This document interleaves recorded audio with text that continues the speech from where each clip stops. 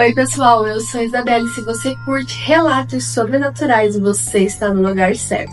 Então já se inscreve no canal, ative as notificações e lembre-se de curtir o vídeo logo pelo início, pois ajuda muito na entrega para novas pessoas. Então vem comigo explorar o sobrenatural.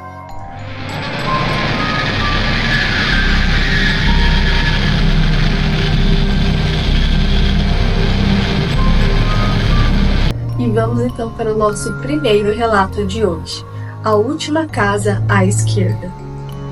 Lucas sempre foi cético quando se tratava de histórias de terror. Ele nunca acreditou em fantasmas, maldições ou lendas urbanas. Quando recebeu a notícia de que havia herdado uma antiga propriedade de um tio distante, no meio de uma floresta isolada, ele enxergou uma oportunidade. Pensou em reformar a casa e vendê-la por uma boa quantia. O que ele não sabia é que naquela casa nada seria como ele imaginava. Ao chegar, notou que a casa era a última em uma estrada de terra. Estava em péssimas condições, com janelas quebradas e paredes desbotadas. Do lado de fora, um vento gélido fazia as árvores ao redor balançarem violentamente. Ignorando o arrepio que sentiu, ele entrou. O interior estava ainda mais deteriorado do que o exterior. Móveis cobertos de poeira, quadros tortos e um cheiro de mofo invadiam o ar. Mas o que chamou mais sua atenção foi um velho relógio na parede, que estranhamente ainda estava funcionando. Seus ponteiros se moviam de forma ritmada e lenta, como se contassem algo a mais do que apenas o tempo. Lucas começou a explorar a casa e no porão encontrou um diário. Era do antigo morador, seu tio. As primeiras páginas relatavam a vida tranquila do homem, mas, à medida que elas avançavam na leitura, as entradas se tornavam mais perturbadoras.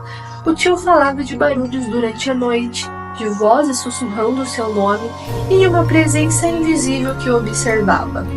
A última anotação escrita de forma apressada e trêmula dizia: "Ela não me deixa sair. Não abre a porta depois da meia-noite.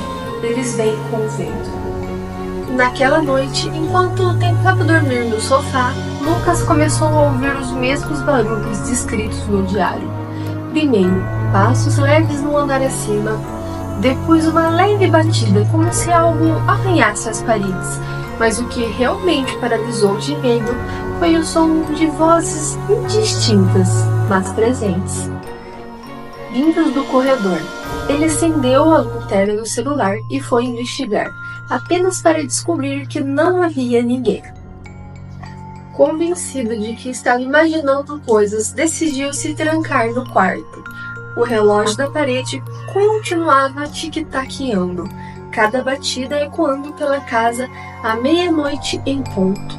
O vento lá fora ficou mais forte, quase como um lamento. De repente, o relógio parou. O silêncio era ensurdecedor, e então, 3 batidas altas vieram da porta da frente. Ele congelou. A batida ecoou mais uma vez, mas, desta vez, era acompanhada por um sussurro. Lucas. Lucas. Lucas. Desesperado, ele correu para a porta do quarto e trancou-se. O vento lá fora agora parecia um grito, e as batidas na porta da frente ficaram ainda mais intensas. Ele se lembrou das palavras do diário: "Não abra a porta depois da meia-noite." Mas batidas não paravam, e a curiosidade crescia dentro dele como uma chama impossível de apagar. Quem ou o que estava lá fora? Por própria vontade, Lucas caminhou em direção à porta da frente, o coração disparado.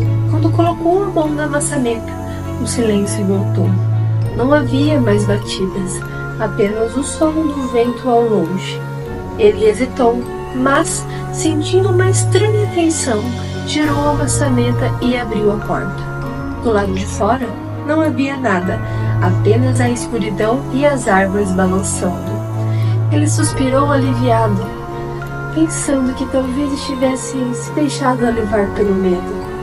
Quando estava prestes a fechar a porta, Uma mão fria e pálida segurou seu braço com uma força desumana. Lucas tentou se soltar, mas foi puxado violentamente para fora. Ele gritou, mas o som foi abafado pelo vento. O que o agarrava não era uma pessoa, mas algo grotesco, uma figura distorcida com olhos vazios e um sorriso largo demais para ser humano. A criatura sussurrou em seu ouvido.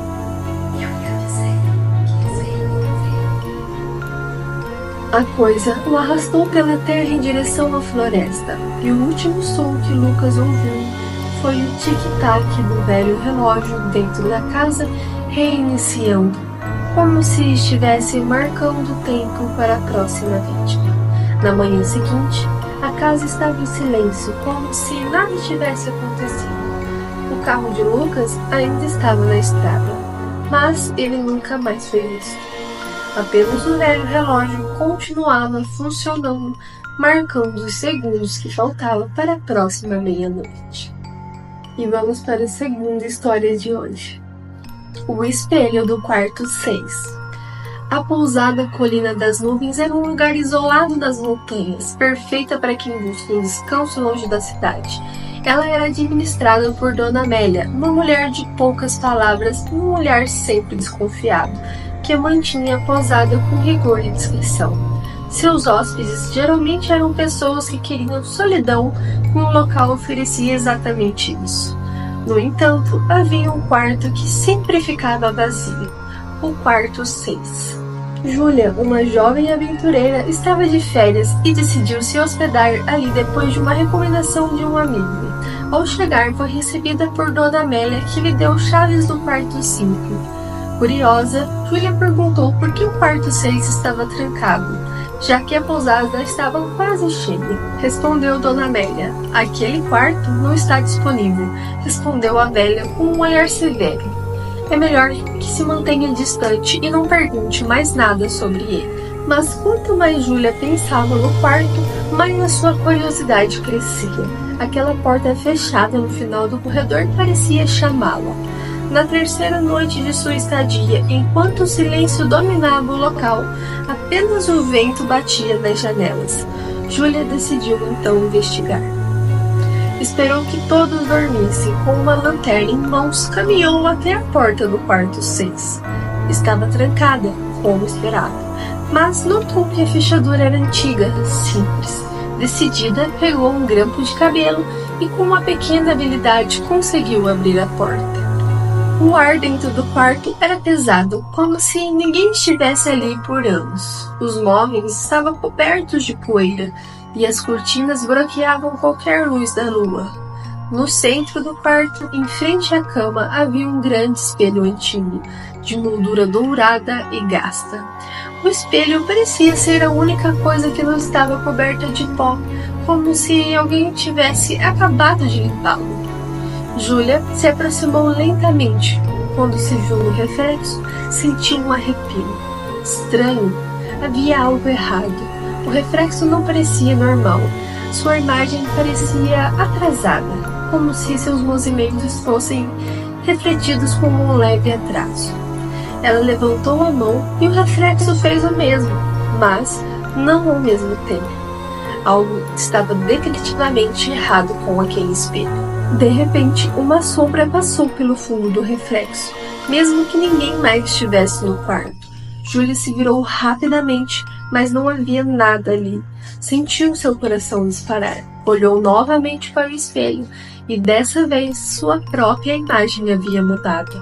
Seu rosto estava distorcido, os olhos fundos e a pele pálida, como se estivesse apodrecendo. Assustada, deu um passo para trás, mas o reflexo permaneceu parado, encarando-a com um sorriso macabro. Antes que ela pudesse reagir, o espelho começou a emitir um som baixo, quase que um lamento. Ela cobriu os ouvidos, mas o som continuava ecoando em sua cabeça.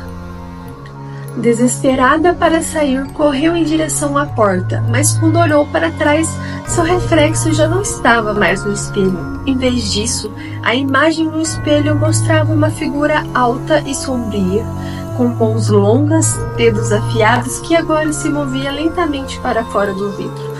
Era como se a criatura estivesse escapando do espelho, puxando-se para o mundo real. Júlia tentou abrir a porta, mas a maçaneta não girava. O ar ao seu redor ficou pesado, como se o quarto estivesse fechando ao seu redor. O som no espelho agora se transformava em um grito horrível, e quando ela olhou para o reflexo, uma última vez, viu a criatura parada bem atrás dela, prestes a tocá-la. A porta finalmente se abriu e Júlia saiu correndo, batendo a porta atrás de si. Ela correu pelo corredor até seu quarto, com o coração acelerado e a respiração ofegante. Trancou-se lá e não saiu até a manhã seguinte. Pela manhã, foi diretamente à recepção e exigiu respostas de Dona Amélia. A velha suspirou e, com olhos cansados, contou a história. Anos antes, uma hóspede ficou obcecada pelo espelho do quarto 6. Ela passava horas se olhando, e cada dia parecia mais diferente, mais perturbada. Uma noite, outros hóspedes ouviram gritos vindo do quarto. Quando finalmente conseguiram arrombar a porta, encontraram o quarto vazio. A mulher havia desaparecido, mas seu reflexo ainda estava preso no espelho. Desde então, qualquer um que olhasse para o espelho começava a ver coisas que não deveriam estar ali, e eventualmente desapareciam também. Você teve sorte, menino. Nem todos que entram naquele quarto conseguem sair, disse Dona Amélia com um olhar sério. Júlia nunca mais voltou para a pousada, mas as lembranças daquela noite a assombraram para sempre. Dizem que até hoje o espelho do quarto 6 ainda está lá, esperando por sua próxima vítima para arrastá-lo para dentro de seus reflexos, onde sombras e gritos ecoam por toda a eternidade. E é isso, pessoal. Essas foram as histórias de hoje. Espero que vocês tenham gostado dessa pegada aí um pouco mais creepy. E se você tem um relato real e gostaria que eu lesse para outras pessoas aqui do canal, por favor, entre em contato comigo e envie no e-mail ou pelo Instagram que irei deixar na descrição. E é isso. Boa noite e bons sonhos!